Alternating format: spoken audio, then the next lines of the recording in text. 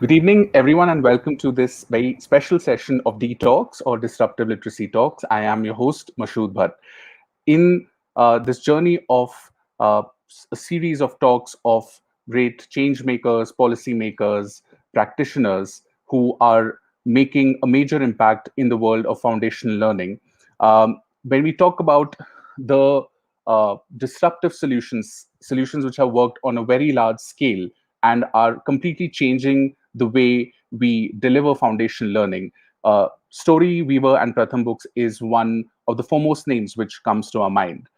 Story Weaver is one of the largest platforms of story creation, collaboration, and it has really completely changed how the community and how collaboration can happen, can actually be materialized and effectively used to create contextualized stories and learning for all children. And to speak on how, as we go forward in this journey of meeting the SDG 4 targets for universal literacy for all children, how can uh, collaboration, how can digital, how can the power of technology, and how can the power of people and people working together help in scaling the joy of reading for all? To speak on this, we have a very special guest. She is the Senior Director of Story Weaver and Strategy at Pratham Books. It is an absolute honor to welcome Ms. Purvi Shah to speak in today's session. Purvi, it's an absolute honor. Thank you so much for joining us in today's session. It's my pleasure, Mashur. Thank you so much for having me here, and very excited to share our journey. And specifically, what I'm excited to share today is how Pratham Books has helped scale the joy of reading for all children. So let's get started. Absolutely. So, to tell our audience, Purvi ji will be sharing a presentation to start with, followed by an interactive question and answer round. And we would really encourage everyone who's watching this live on the social media platforms to share your questions and comments as well. And we'll try our best to bring it on the talk as well. So, Purvi ji, the floor is yours. Thank you. So, yes, we are here to talk about Pratham Books, which is a not for profit children's publisher, and how we've helped scale the joy of reading for all children. As we know this very well, over 70% of children in India are unable to read or do simple math or grade even after 2 or 3 years of schooling. And some of you may be surprised to know that this is not just a statistic that is valid in India, and it's not just India's learning crisis, but it is a global crisis. It's a global learning crisis rather, which has been further aggravated due to the pandemic. And even more important now for us to do something about bridging this gap if we are to achieve the 2030 SDG goals.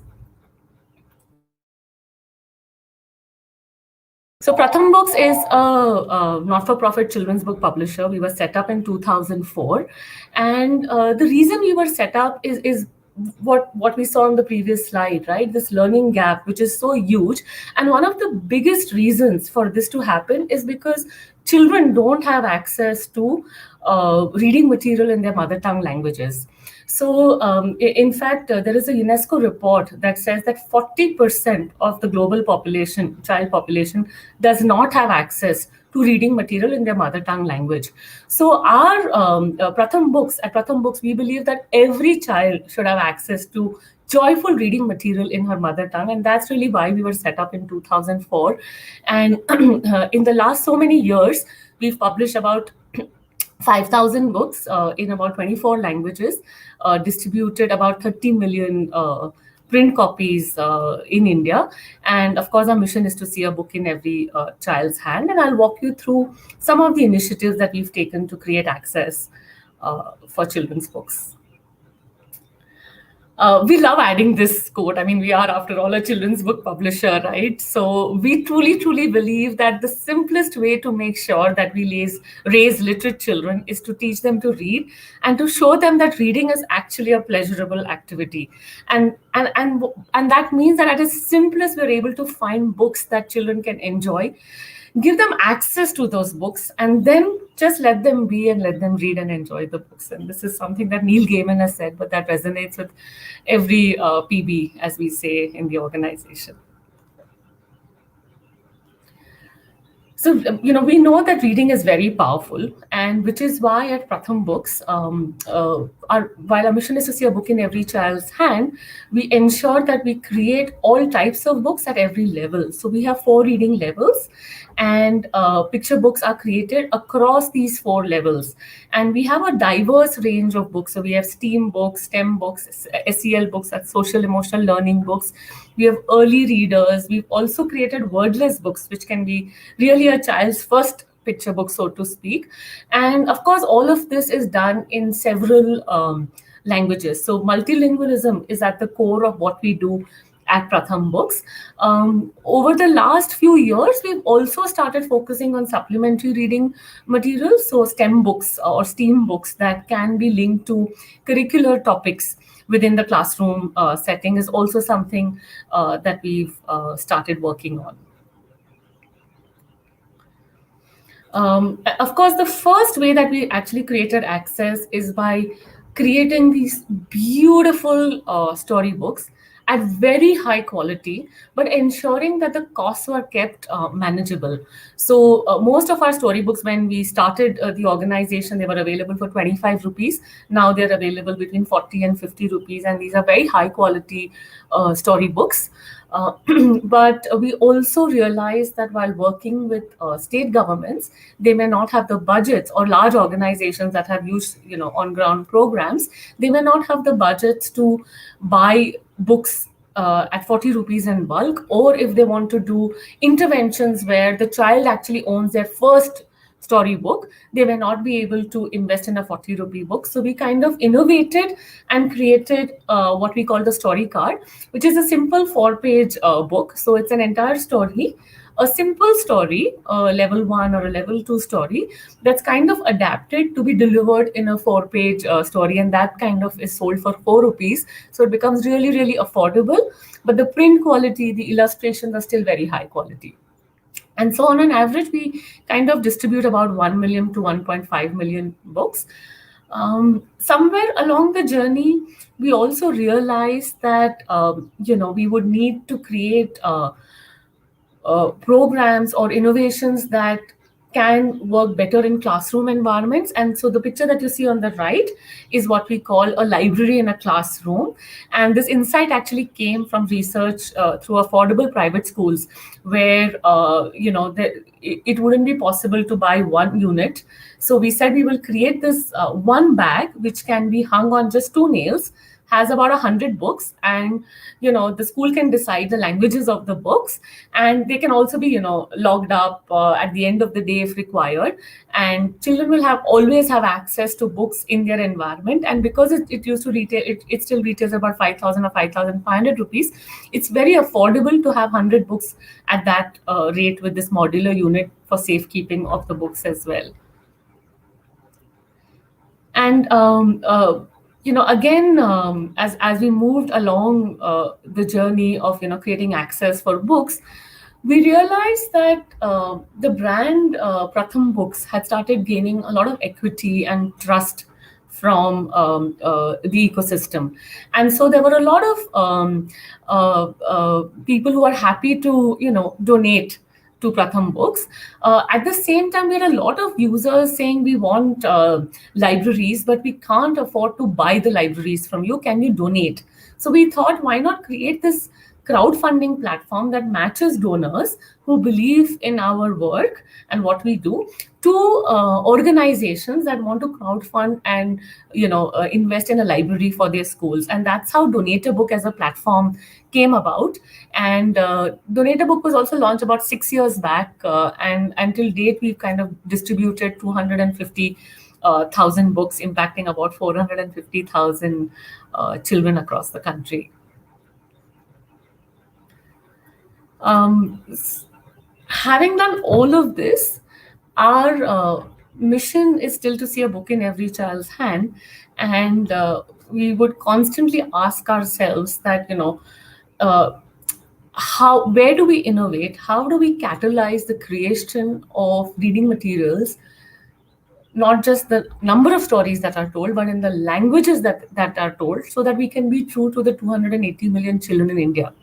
And how can we do this at scale without large investments and perhaps even without compromising quality?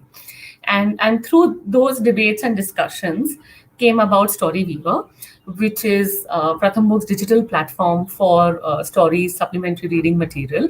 And we are perhaps the only publisher that's moved to a platform and now has all our content available on this platform called Storyweaver. So on Storyweaver, what we've done is, of course, you can read books for free. So all of Pratham Books content has been migrated into digital-friendly formats on the platform. So all these books can be read for free. We've also built tools where users can create their own stories. So we have an image bank. Now I think we have about 50,000 images, open licensed images. So teachers can also create their own stories, or they can also translate stories. Over the last 6 years of Storyweaver, we've also collaborated with several other publishers over and above Pratham Books, who've actually open licensed their content on the Storyweaver platform to enable access to more diverse stories for children. So all of this is available for free.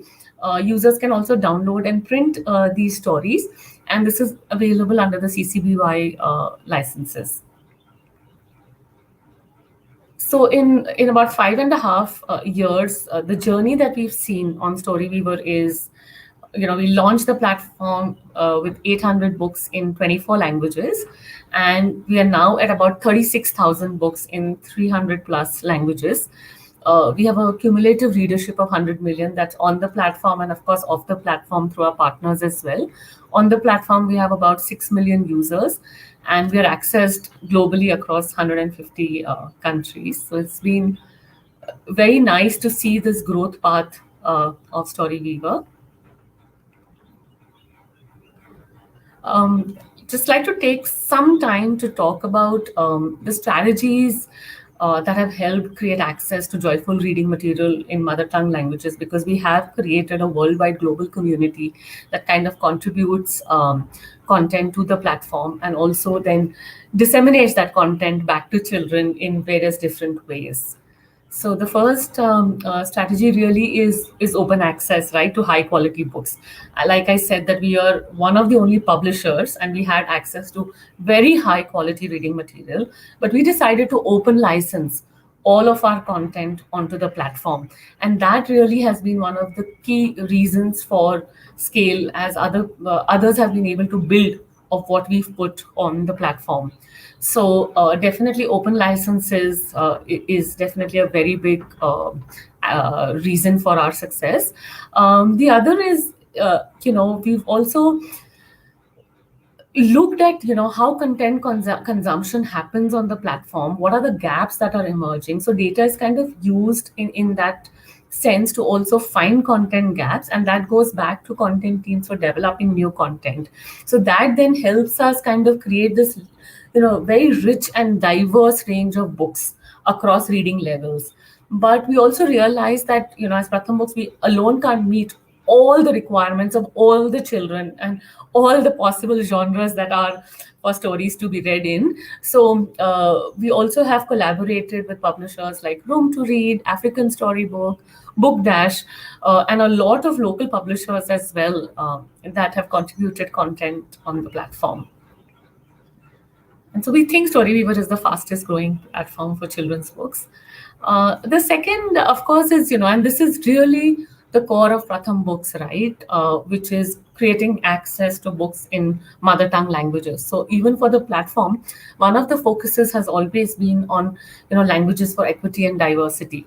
So the minute we open licensed good content on the platform, and we built in these very simple and user intuitive tools to translate on the platform, we were able to build communities of practice that came onto the platform and joined us to translate on the platform.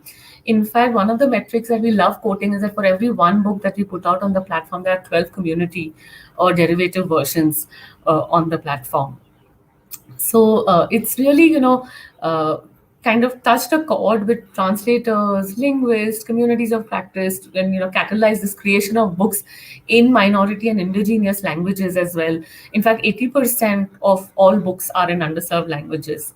And I'll share one story next. So this is a story that we love talking about. This is Manisha. She belongs to the Gond tribe, and she has never had the pleasure of reading a book in Gondi, which is her mother tongue language, or the home language, as we say. We worked with volunteers in Chhattisgarh, in Raipur, and about 25 or 30 volunteers with few of our team members. About a week worked together and created a large repository of 200 plus books in Gondi in just about a week or 10 days time, all available for free on Storyweaver. So we now have a large digital library of 200 books in Gondi, which is a very underserved language in terms of content available in print for children's literature. And Manisha is reading a book that a volunteer printed and gave it to her. And one of the that we love quoting is that this one volunteer said that, now when our daughters get married, we'd love to give them printed books in Gondi. So that was interesting. The third lever that really helps us scale is, collaborating. This is a mission of, some, problem as wicked as a book in every child's hand, or, all children learning by 2030. These are problems that are not possible to solve by single entities. So we have to collaborate and co-create with a larger ecosystem. So one of the ways that we've done this is we've really distributed the ability to solve.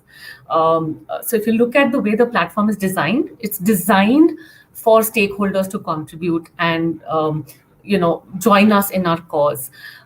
We've also built in many other things that have helped build capacity and skills to create content, and high quality content. So, for example, one of the things that we do is when we have a partner that we feel is a strong partner for a language, we conduct training and support workshops, webinars, tutorials to ensure that they know how to easily sign up on the platform, to use the tools correctly, to use the design templates correctly.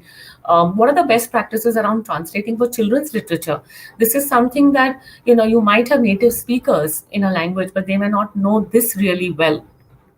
And with Pratham Books being a publisher and having large, deep experience in multilingual publishing, this is one of the biggest knowledge transfers that we do in these workshops. And of course, nothing is possible if we are not able to give back and shine the limelight back onto these collaborators. So we have author illustrator pages.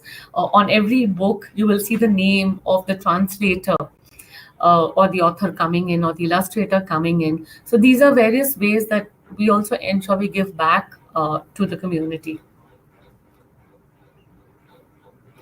Yeah, these are just some of the examples on how we've collaborated in India and outside. So, as we were working in Uganda, we were working with university students. So, we realized that we need to build in better review processes. So, we created this mechanism of peer to peer review and then bringing in master reviewers to ensure that quality control was done. The second story is a really heartwarming story. What you see is actually a print book in one of the indigenous languages of Mexico. And this community is situated in a conflict zone, and they're actually not allowed to print or publish books in their languages that easily. So, what the teachers used to do is they would print small chits like this in the language called Mihi, if I'm not mistaken, and then stick it on the Spanish books and then use that in their schools. When they found Storyweaver, they were just so happy because now they could just do this seamlessly. They could just choose a book in Spanish on the platform and say, translate to Mihi, and the volunteers would come in, translate, and hit publish. Sometimes the books are so simple and the interface is so obviously so simple that a user may take less than 20 minutes to just translate and publish a story. So these are some of the ways that we've really helped build communities of practice. Um, Definitely leveraging technology for greater impact, right? That's one of the very big levers of success. So Storyweaver uses a lot of free and open software, but one of the other big reasons for success or scale in languages is that, you know, all the content is available in Unicode. So when we launched Storyweaver, before we launched Storyweaver, it took us, I think, 1.5 years to migrate the content because we had so many proprietary fonts that we used across our print books.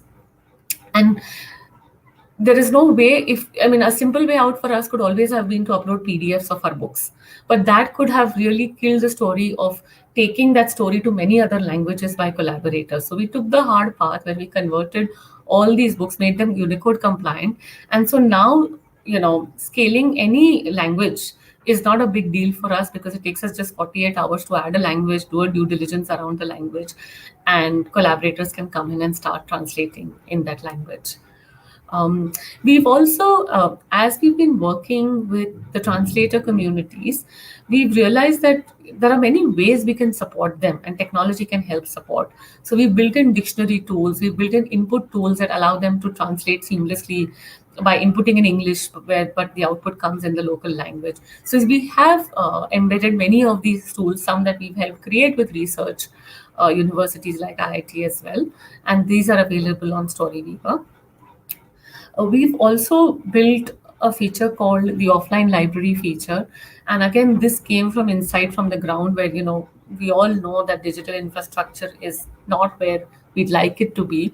So when teachers come on the platform and they like stories, they can just save these stories in their offline library and they can access these books even when they are offline. So that's another great use of leveraging technology in this online offline way of helping create more access. And we've also open sourced our code, which has been adopted by Room to Read, and they launched their version of a platform similar to Storyweaver called Literacy Cloud in Indonesia. And post COVID, they actually scaled that platform to several countries. So it's been fantastic to see that something that was created here in India. Of course, Storyweaver also has global reach, but to also see another organization take it forward for their own vision for creating access to books. Yeah, and these are, some of the ways that we have collaborated with the community, where teachers can download and then they can, project on the screens. Books have been downloaded, EPUB versions have been downloaded to create Braille books. Ministries of Education have integrated our content into their portals. So many different ways, because we don't have a prescribed way of using our content, many different use cases have emerged.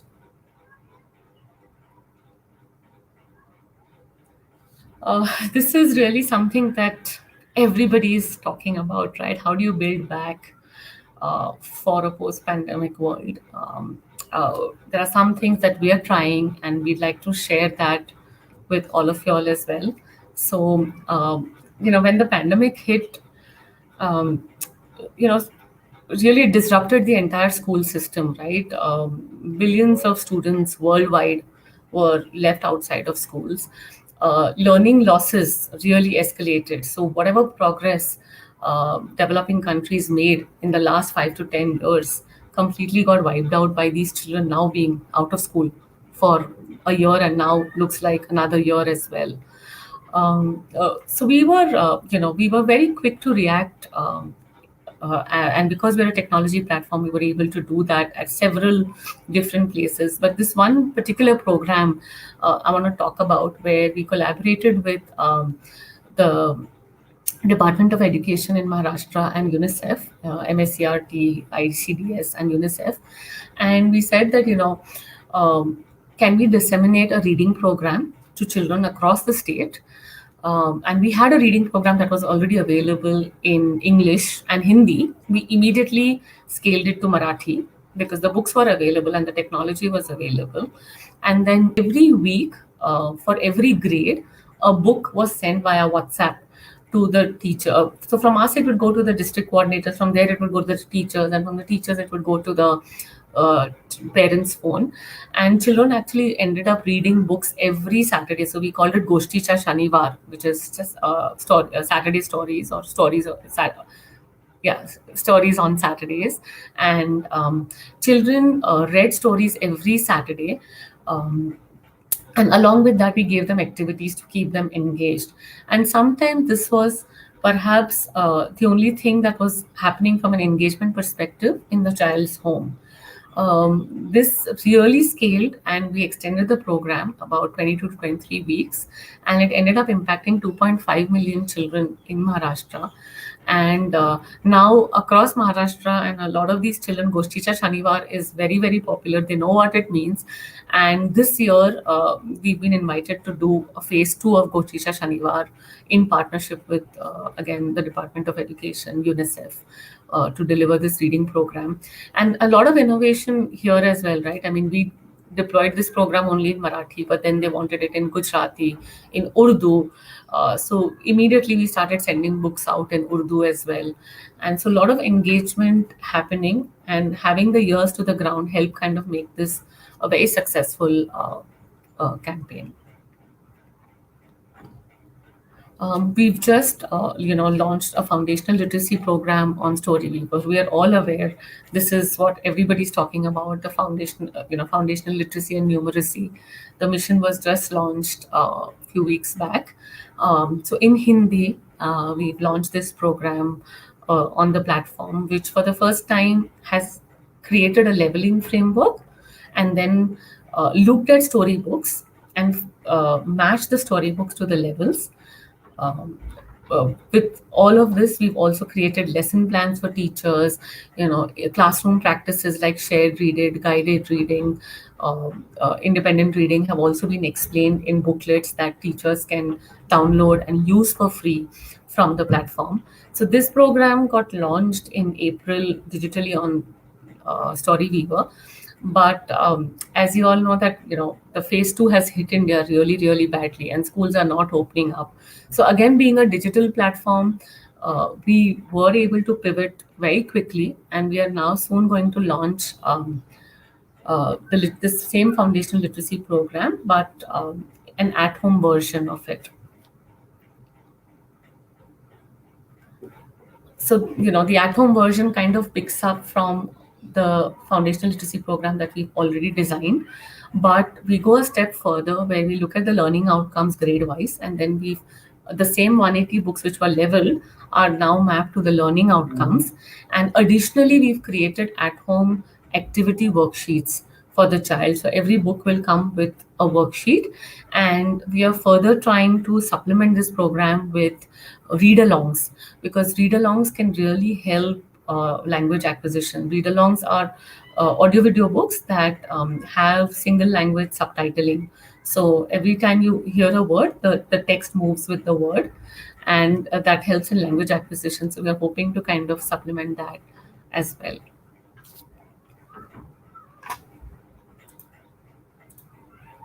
So, to develop this reading habit, the Nipun Bharat guideline says that we need to have, access to simple storybooks. So, everybody who's hearing out there and is working within the education system, if we can have a reading period for for every school every week. Storyweaver already has a large repository of digital books. Print books are also available through Pratham Books and other publishers. But if we can make these books available easily for children, along with a reading hour and along with activities, then we are only a few steps away from building a reading India. And we should this year focus on getting some of these things going if we are to meet the SDG 2030 goals of every child learning well. So, the twin levers of technology and open licensing will allow us to scale access to books. But if the last year has taught us anything, it is the last mile, and it will always be created by the community of people and organizations who will help, or the teachers who will help the children discover the joy of reading. So together we can create book security for children who need it the most through these various initiatives. That's all from my end, Mashood, for now. Uh, Thank you very much, Puvi, for that really power-packed presentation. It's absolutely inspiring and awesome how Weaver and Pratham Books have evolved, and how as the way as you've progressed, you've kind of brought in different ideas, been reflexive, been adapted to different opportunities that were there. So absolutely amazing. Thank you so much for sharing these perspectives. uh, one One very important point which you made in the presentation is essentially that if we want, if the kind of problem that we face in terms of a large number of children still not being able to read, or be at the very foundation level not being literate, it what one point which you've very emphasized on is essentially that it needs to be a movement of people. It needs to be it can't be just the government or an NGO or teachers. It has to be a people's movement. Everyone has to be involved.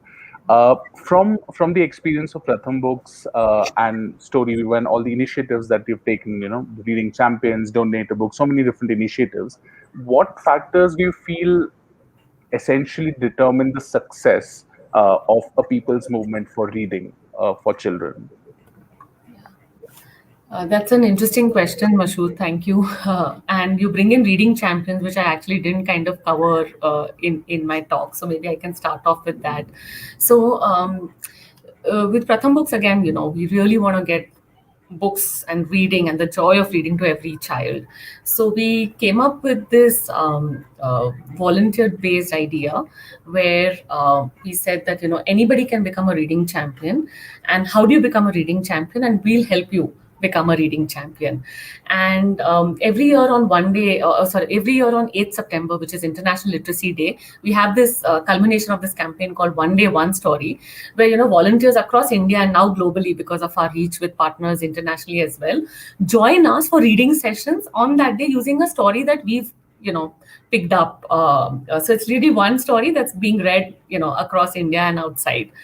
And that over the years, I've seen that initiative scale from the first year that we did it was only 19 volunteers, and I think the highest that we've ever had is about maybe 7,000 or 8,000 volunteers, right, on a single day, kind of reading in their communities.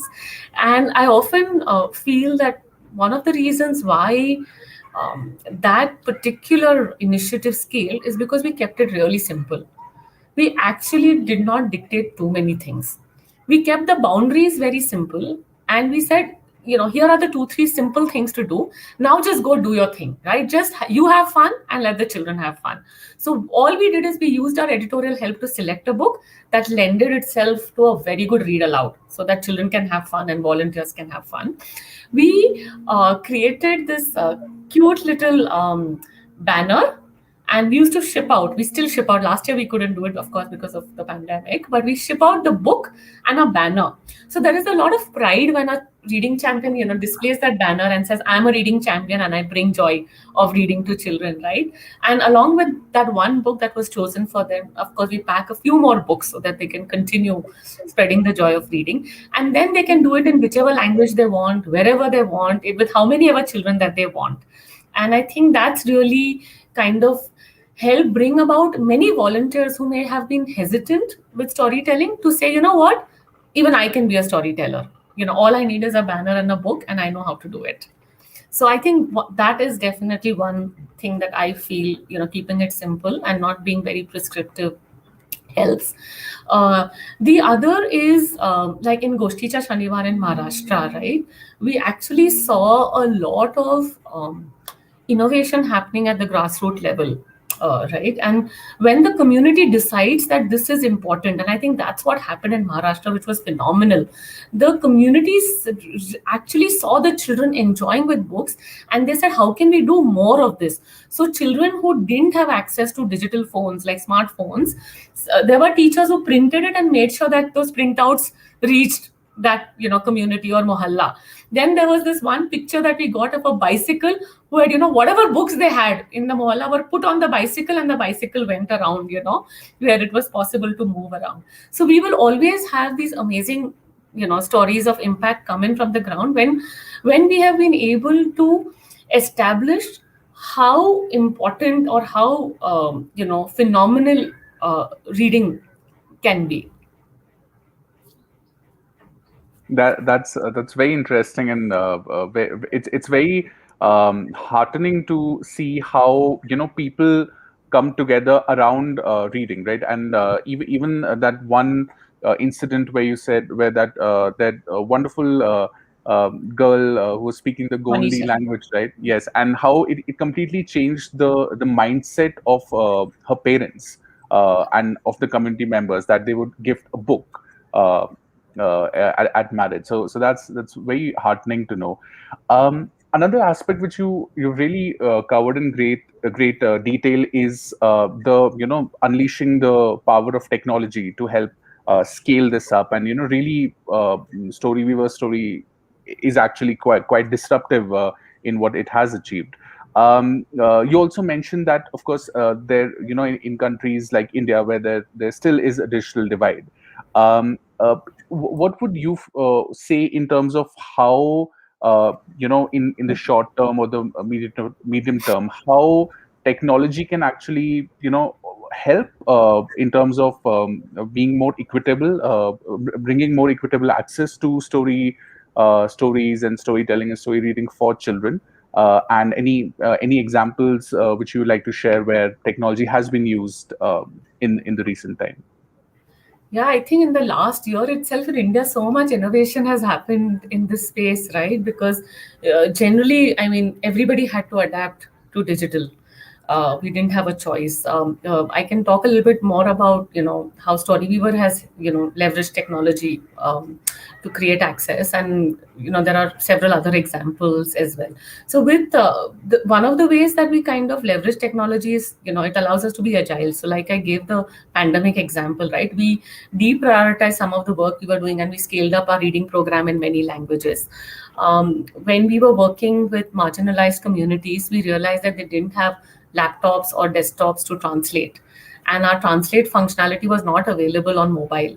So we actually created the translate functionality on mobile, and that's how this, a lot of the expansion in underserved marginalized languages have happened, because most of those communities only have access to smartphones. They don't have access to larger devices. So kind of using technology in many different ways, and using the lens of, with stakeholders. So here we were seeing how can we empower the translator to ensure that he can or she can participate to create access to stories in marginalized languages. For the teacher, we looked at the offline library. So there are, we look at every stakeholder within the ecosystem, and how can we use technology to help that stakeholder create access to books.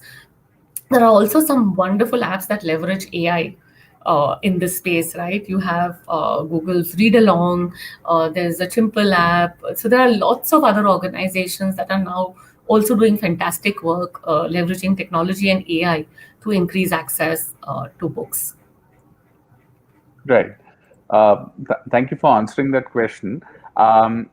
You also mentioned in the presentation about how how a very central part of Pratham Books and Storyview has been to create to give access to reading in the mother tongue, to have stories in the local context, the context in which children will be able to relate to the stories. And it seems that it is very important, especially when we talk about foundational literacy and numeracy. Um, Yes, of course, for a huge and diverse country like India, every 1 meter you move, the language changes. What absolutely. were some challenges and opportunities that presented themselves for Storyview and Pratham Books? And if you'd like to share some experiences. Lots and lots, Mashood, I would need a separate hour if one had to get into that. But, so let me give you an example, right? 2019 was UNESCO's Year of Indigenous Languages. And there was a lot of focus brought in that year across these agencies on dying languages, indigenous languages, and preserving endangered languages. Every year, many languages are dying because there aren't enough speakers left in that language.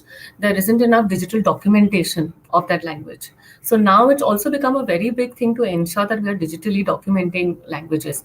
And so it was a surprise for us when we kind of saw that angle also play out on Storyweaver, right? But coming back to children, language acquisition and reading in mother tongue and contextualization.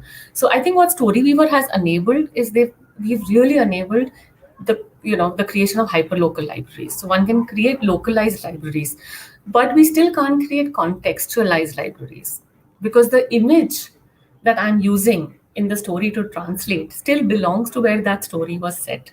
So I might very easily be able to change the character's name from a particular place to another place, but I can't really change the image, right? And ideally, that's where we should head, right, to be able to create truly contextualized stories.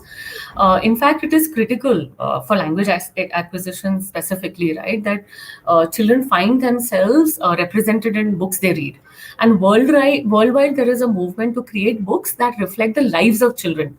So, what I see very close to my environment around me, first when it gets reflected in the book that I'm reading, I'm most likely to associate with that. I'm most likely to finish turning the pages of that book and not be scared by I'm not able to decode this book. You may not be able to decode the words, but through the imagery you can decode what is happening in the story because there is familiarity in what is happening. Like sometimes when we work with international partners and we are curating books, right? So we work with a partner in Afghanistan and they said we can't have books of crocodiles. It's just something that the children here will not be able to relate to or familiar to. But having said that, I must say that as a children's book publisher, we also very strongly believe that books are mirrors, doors, and windows to a child's life.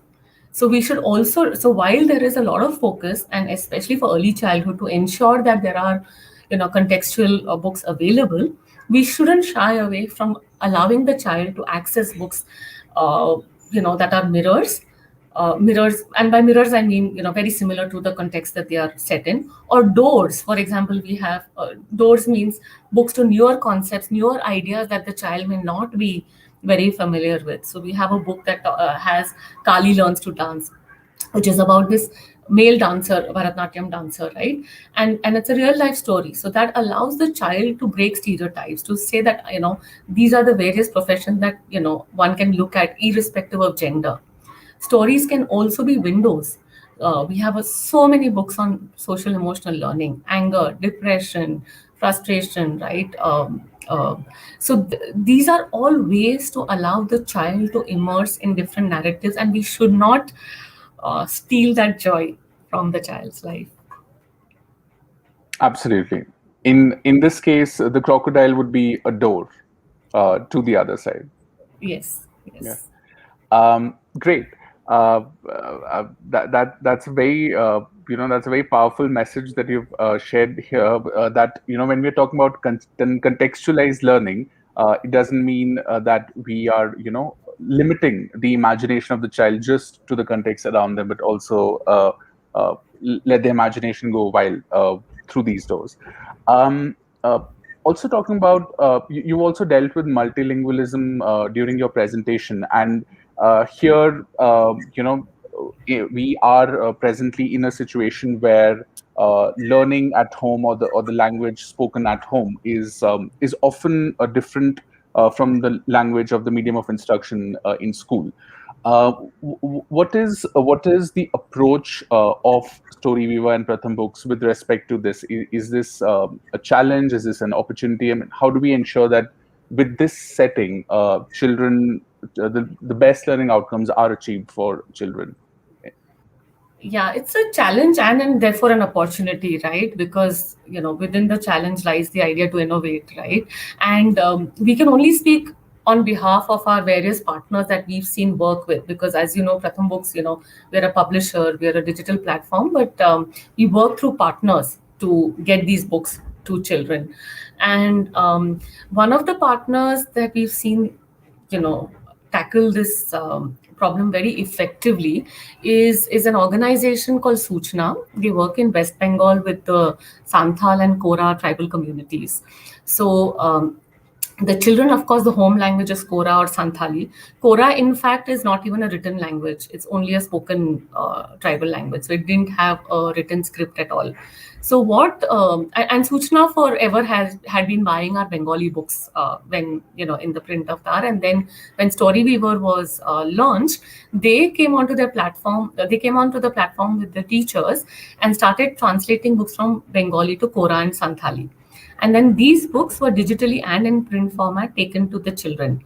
So there was a lot of familiarity now because it's the mother tongue that I'm speaking at home. The child is also reading. Now, the interesting thing here, Mashood, is that Santhali actually lends itself to 5 scripts. So there is the Odia script, there is a Bangla script, it has its own native Old Chiki script, there are all these various scripts.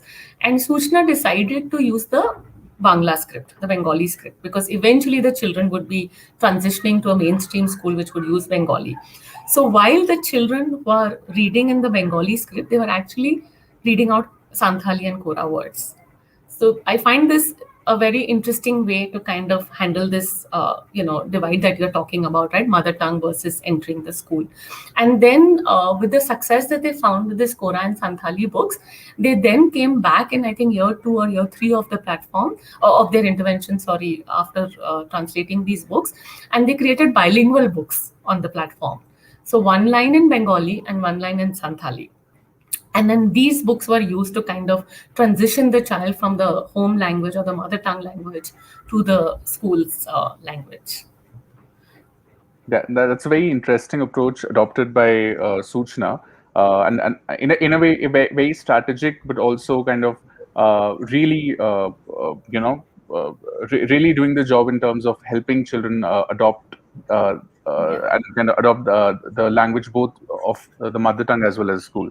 One last question from my end was in the libraries which are given to schools. um, how does how do schools kind of look at language in terms of which language storybooks would they like to keep in the schools? What has been the experience so far? Yeah. So it's interesting, Mashood. I think schools, teachers, school authorities are very cognizant of this fact that irrespective of the language of instruction in the school, the home language may be different, right? So we've often seen that when the library kits are ordered, it will be a mix of many languages. So it could be English, Hindi, and one more local language, right? Or it could be only regional languages, but 2 3 languages. Right now we are working, like we said, in Maharashtra. When we are working a lot, we are saying that Urdu, Telugu, Marathi, Gujarati are in the mix of languages that schools want to kind of order books in. So we do see, and that's the beauty of the library in the classroom kit, right? It does not dictate that you can only order this 100 books in one language. It does not dictate that you can only order one level ka book. You can order 4 levels, you can order only 2 levels. So that again, that agency is left to the person ordering the books for the school to decide what works best in their situation. And we sometimes only work as bouncing boards if they want recommendations on topics or books that for a certain grade, etc. Then. Right. Great. Thank you, Purviji, for answering these questions. And at this point, we would also like to invite Dr. Sunita Gandhi, who is the convener here at Detox. Dr. Gandhi, we've had a wonderful presentation from Purviji, and talking about like the whole journey of Storyweaver and Pratham Books has been quite amazing and highly disruptive. Quite in resonance with these series of talks. Your questions and thoughts. You're on mute. It's been absolutely wonderful listening to Purviji. Fantastic to get an insight into the whole vision and the process of delivering reading to the children and more. And how to also involve communities at large in 150 countries to actually share their resources to create a larger pool of possibilities for the children all over the place. And it's just absolutely mind-boggling. I mean, it's just a thought. It's just a powerful thought that has been implemented, where everybody feels, something of themselves, realizing something greater in themselves. And I think that's the beauty of it, as well as so many other things. I was just curious to know what, amongst the various interventions that you've done, Story Weaver has so many different interventions. You feel, and the processes you've used, which has worked really well and why? Within Storyweaver particularly, right? Anything really that you've been delving with in terms of reading, getting the reading out there. Yeah. I mentioned Story Weaver, but yes, Yeah. you probably have a lot more Oh, on the cards. this is not a fair question, Sunita ji. I mean, there's so much to talk about, how our editorial team looks at content and diversity in content and narratives, and there's just so much learning there. But okay, I'll stick to Storyweaver since a large part of the discussion was on technology and access. Um, I think this insight of always working with how do we distribute the ability to solve. This is not just our problem to solve. We need everybody's help, and therefore, how can we create processes? How can we create technology? How can we create user flows? How can we create content that allows them to join our movement and therefore further our cause? Okay. Um, okay, I'll accept that as an answer. What's your way forward? Okay, because you've got so much that's happened already and scaled up so limitlessly. What's forward for you? Yeah, I think we've established many things at scale now. I think one of the things we are very seriously now looking at is creating these suite of foundational learning programs. Some of which we've already launched, some that we are pivoting and creating at home, read at home, learn at home programs, and very soon we'll also be launching a STEM foundational learning program, which we're very excited about. So I think using these books in many different ways, and then enabling teachers to kind of use these books in many different ways in their classroom practices. I think that's what we're excited about right now. And I think it fits in very well with this wave right now in the country around foundational literacy and numeracy. So, There's a way. We hope it'll stay, because when I first got back to India and I used to talk to various people, and they'd say, "Oh, no, we've moved away from literacy. We're actually into real education," and it's come a full circle. So now everybody's on the bandwagon of literacy, and I hope it stays, because that's been the germane problem, really. yes. So on that, a question that emerges in my mind as we talk is that, but beyond, before they can read your books, they need to learn how to read. What are your thoughts on that? I think one thing that I personally believe, also in my work at Pratham Books and as a mother myself, is just listening. And, this is something that I learned after I came to Pratham Books, that children from underserved communities actually hear 1 million words less than their counterparts when they enter school. And that was really, it was quite shocking, because you're already disadvantaging the child who's coming into school because she's not heard enough words, right? So therefore, I feel like, which is why I'm very excited by our reading champions, our volunteers, right? Because what they are enabling is they're ensuring that children are hearing stories all the time. So if we can get that to the child, then we've empowered the child before the child can enter school or before the child can decode aksharas. Right. Fabulous. Over to Um, Mashood. on yes, on that note, I think this has been an absolutely refreshingly powerful session. Thank you so much, Ms. Purvi Shah, for joining us and for sharing a lot of ideas which can really trigger all of us in our areas of influence. How the whole concept of you leveraging technology, collaboration, reading champions, portable libraries. I mean, all these are ideas, I think, which will really help power and energize the movement towards foundational literacy and numeracy, which, like you mentioned, is gathering steam, and with the at the topmost level, the government is taking cognizance of that as well through this mission. So we hope that all those who are watching us live and who will be watching this video in the coming time are also energized just like us, and learn from what Purviji has also shared in terms of ideas that can help reading at scale possible for children. Once again, thank you to all for joining us for this session. Thank you for this opportunity.